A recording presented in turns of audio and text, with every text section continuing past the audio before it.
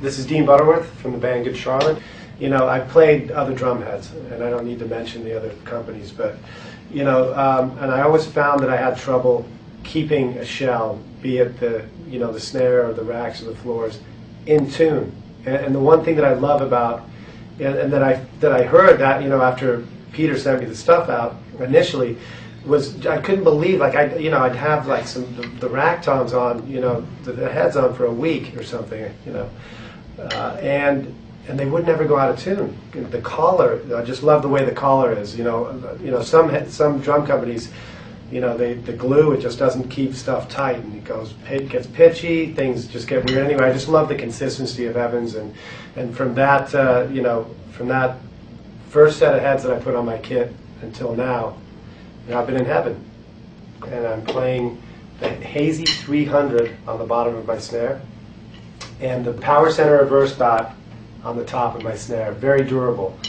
On the toms, I'm using a 12, 13, 16, 2 racks on the floor, and I'm using the G2 clears right now on the top. And on the bottom, I'm using the black resonance thin head. I like the combo, getting a really good tone out of the drums. And I'm using the EQ3 on the front, black on the front of my kick drum, and I'm using the EMAD single ply on the Peter side. And I got to tell you that, you know, I always say this, that Evans drum heads are the best heads on the planet. You know, I'm always looking to find different things. This is what I used. What I just listed is what I like to use. What I like to use on the road with the band that I'm working with currently. And I might switch it up in the studio. It depends what I'm working on. If I'm working on some lighter stuff with brushes or with rods, you know, not necessarily with sticks on everything, I might use a thinner, you know, like single ply, like G1s on the toms, coated. I like that sound, you know. I worked on a record with an amazing artist from Australia by the name of Missy Higgins, and I did a lot of brush stuff on that record, kind of groove-oriented, and that really, with G1 coated on the snare. So I'll mix it up. It just depends, because I'm always doing studio work and live stuff. So I use them in the studio. I've used them on lots of records. Here's a few things that I've worked on that you may or may not know. One is the new Good Charlotte record, Good Morning Revival. A band called The Used.